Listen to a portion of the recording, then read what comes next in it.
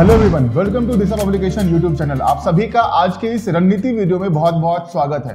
तो जैसा कि आपको पता है कि लास्ट वीडियो जो हमने करी थी IBPS PO के ऊपर, उसमें हमने डिटेल में सारा डिटेल डिस्कस किया था कि क्या एग्जाम डेट रहेगा, कितनी वैकेंसीज आई हैं, आपको कैसे फॉर्म फिलअप करना है। और उसी में मैंने आपसे बोला था कि जो नेक्स्ट वीडियो हम करेंगे उसमें आपको हम स्ट्रैटेजी बताएंगे और जो हमारे 3 सब्जेक्ट हैं क्वांट, रीजनिंग और इंग्लिश, उसमें क्या कितने इंपॉर्टेंट टॉपिक्स होते हैं, कौन कौन से इंपॉर्टेंट टॉपिक्स होते हैं, कैसे आपको प्रिपेयर करना है, वो सारी बातें हम नेक्स्ट वीडियो में करेंगे। तो आज की ये वीडियो होने वाली है वो उसी के ऊपर होगी। तो सभी बच्चे इस वीडियो को लास्ट तक जरूर देखना, क्योंकि बहुत इंपॉर्टेंट इंस्ट्रक्शंस आपको यहाँ पे मिलने वाले हैं। तो चलिए इस वीडियो को हम स्टार्ट करते हैं।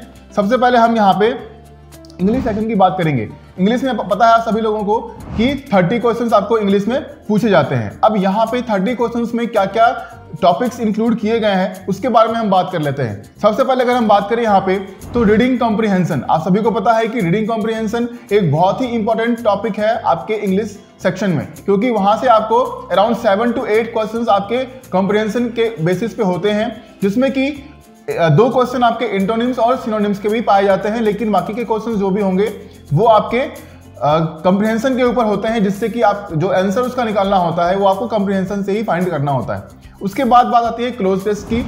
वो भी आपको अराउंड 5 to 7 क्वेश्चंस, कभी 10 क्वेश्चंस भी प्रीलिम्स में पूछे जाते हैं। उसके बाद स्पॉटिंग एरर्स फाइंड करने के लिए। उसके बाद पैराजम्बल यानी कि सेंटेंस रीअरेंजमेंट का क्वेश्चन जो होता है वो भी आपको होता है, वो भी वैरी करता है अराउंड, मतलब कभी 5 क्वेश्चन जो है वो उस पर आ सकते हैं। उसके बाद सेंटेंस इंप्रूवमेंट के ऊपर क्वेश्चंस आते हैं, फिल इन द ब्लैंक्स, उसके बाद करेक्टर्स के ऊपर क्वेश्चन आते हैं, और कुछ नए पैटर्न हो सकता है कि इस बार इंट्रोड्यूस कर दिया जाए। लेकिन जो एक बेसिक पैटर्न चलता आया है वो यही है।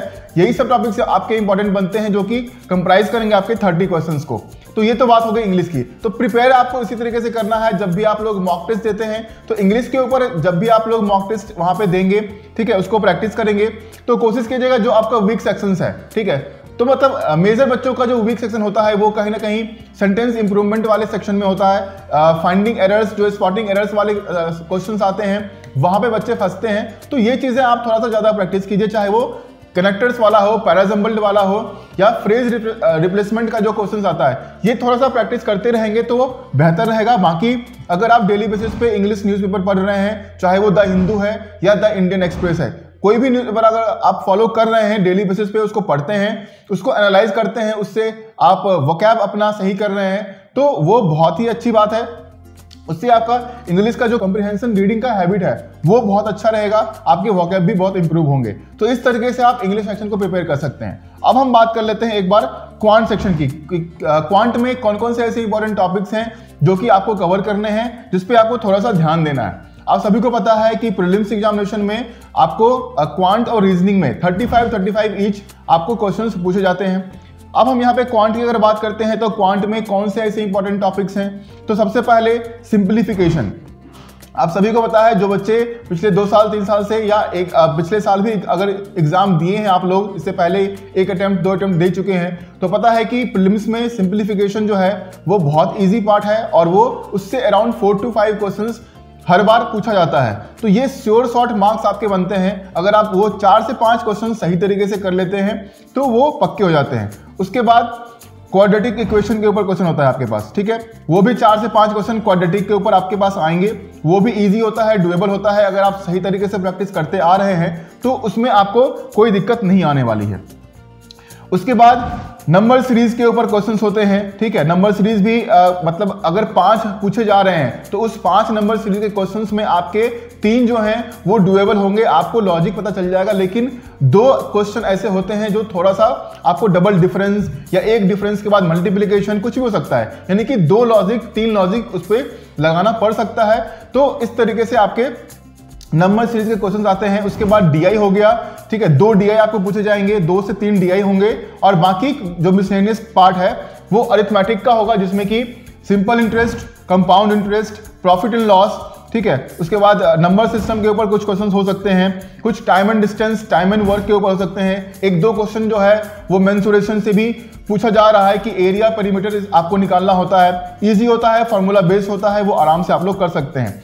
तो इस तरीके से आपका क्वांट का सेक्शन हो गया। हाँ, परमुटेशन कॉम्बिनेशन के भी क्वेश्चंस आपको देखने को मिलता है। तो इस तरीके से आप जो टॉपिक्स मेजर जो है क्वेश्चन आप देखेंगे तो सिंप्लीफिकेशन हो गया, ठीक है, नंबर सीरीज हो गया, क्वाड्रेटिक इक्वेशन हो गया, उसके बाद डीआई हो गया। अगर ये 4 सेक्शन आप सही तरीके से अगर पढ़ते हैं, प्रैक्टिस करते हैं, तो आप 80 to 90% ऑफ क्वेश्चंस जो हैं 80% तो आप आराम से सॉल्व कर पाएंगे, ठीक है। जो अरिथमेटिक का पार्ट है, बहुत सारे बच्चे हैं जो हर एक क्वेश्चन को सॉल्व नहीं कर पाते हैं अरिथमेटिक में, तो वो थोड़ा सा एक डेंजर जोन हमारे लिए बन जाता है कि अगर हम सिर्फ अरिथमेटिक पे वहां पर डिपेंड करेंगे तो बाकी के जो इजी पोर्शंस हैं, जो चाहे वो सिंप्लीफिकेशन है, नंबर सीरीज है, क्वाड्रेटिक इक्वेशंस हैं या डीआई के सवाल है, डीआई के सवाल भी इजी होते हैं। आपके पास या तो पाई चार्ट, बार ग्राफ के ऊपर डीआई आता है, उसमें जो 4 से 5 क्वेश्चन उसमें पूछे जाते हैं वो आपके परसेंटेज पे होते हैं, रेशियो पे होते हैं। तो इजी सवाल बिल्कुल होता है, डाटा आपके सामने दिया होता है, उस डाटा से आपको इंफॉर्मेशन निकाल के उस सवाल का जवाब देना होता है, सिंपल कैलकुलेशंस आपको करने होते हैं। तो इस तरीके से आप क्वांट को भी प्रिपेयर कर सकते हैं। अब हम लास्ट में रीजनिंग की बात कर लेते हैं। रीजनिंग में भी आपको 35 क्वेश्चंस पूछे जाते हैं। अब यहाँ पे किस तरीके से कितने क्वेश्चंस पूछे जाते हैं, देखिए, अगर हम लास्ट ईयर की बात करते हैं 2021 जो IBPS PO प्रीलिम्स में जो पूछा गया था, तो अगर इस डाटा के अनुसार अगर हम चलते हैं तो पिछले साल जो है वो पजल और सिटिंग से 18 से 23 क्वेश्चन, मतलब 20-22 क्वेश्चन जो है वो सिटिंग और पजल से पूछे गए हैं। तो मेजर पोर्शन 35 क्वेश्चन में आपको 20 से 22 क्वेश्चन सिटिंग और पजल कवर कर रहा है। सोचिए, अब उसके बाद बाकी के जो 10, 12, 15 क्वेश्चन बच जाते हैं, उसमें आपके सिलोजिज्म है, इनइक्वालिटी है, ब्लड रिलेशन का क्वेश्चन आएगा आपको, फिर डायरेक्शन डिस्टेंस का क्वेश्चन आएगा आपके पास, ठीक है, ऑड वन आउट आ सकते हैं, अल्फाबेट टेस्ट के ऊपर क्वेश्चन आ सकते हैं। तो ये सब कुछ मिसलेनियस टॉपिक्स हैं जो आपको उस 10 से 12, 15 क्वेश्चन में पूछे जाते हैं। बाकी 20-22 क्वेश्चन जो है आपके सिटिंग अरेंजमेंट और पजल के ऊपर डिपेंड करता है। तो ये लास्ट ईयर एग्जामिनेशन के अकॉर्डिंग जो है ये डाटा है। अगर हम इस साल की एग्जाम की बात करते हैं तो यहाँ पे देखिए कुछ ज्यादा चेंजेस आपको देखने के लिए नहीं मिलेगा, ठीक है। 20, 22, 25 क्वेश्चन तक जो है वो सिटिंग अरेंजमेंट और पजल कवर करेगा। अब यहाँ पे कौन कौन से वैरायटी हो सकते हैं उसके बारे में हम बात कर लेते हैं। अगर हम पजल और सिटिंग अरेंजमेंट की वैरायटी की बात करते हैं यहाँ पे, तो आपके पास सर्कुलर अरेंजमेंट, ठीक है, लीनियर अरेंजमेंट, या तो वो नॉर्थ फेसिंग हो सकता है या साउथ फेसिंग हो सकता है। उसके बाद डबल रो अरेंजमेंट आपको पूछा जा सकता है। उसके बाद फिर आपके पास ट्रायंगुलर अरेंजमेंट है, राइट। उसके बाद स्क्वायर और रेक्टेंगल बेस्ड अरेंजमेंट भी है। तो इस तरीके से सिटिंग अरेंजमेंट के क्वेश्चन आपके आ सकते हैं। अगर हम पजल की बात करते हैं तो पजल में आपके मंथ बेस्ड पजल है, डे बेस्ड है, मंडे टू सैटरडे संडे वाला। उसके बाद फिर आपके पास मंथ और डेट दोनों साथ में है कि 4 मंथ दिए हुए हैं, 2 डेट्स दिए हुए हैं, ठीक है, 8 पर्सन्स हैं, वो कुछ कर रहे हैं, कहीं जा रहे हैं, इस डेट पे आपको उस पजल को सॉल्व करना है। बॉक्स बेस्ड पजल हो सकता है। तो ये 4 तरह के पजल्स नॉर्मली पूछे जाते हैं। एक पजल आपको हमेशा प्रीलिम्स में किसी भी सेट में, किसी भी शिफ्ट में देखने को मिलता है, जो कि होता है अनसर्टेन नंबर ऑफ पर्सन्स वाला, लीनियर वाले में, ठीक है। तो ये भी प्रैक्टिस कर सकते हैं आप सभी लोग, क्योंकि किसी भी शिफ्ट में वो जरूर से जरूर हमेशा से पूछा गया है। एक लीनियर रो में अनसर्टेन नंबर ऑफ पर्सन्स बैठे हुए हैं, वो हर एक पर्सन जो है वो नॉर्थ की तरफ फेस कर रहे हैं, तो इस तरह के क्वेश्चन जो है वो पूछे जाते हैं। तो ये कुछ मेजर क्वेश्चंस हैं आपको सिटिंग और पजल को लेके।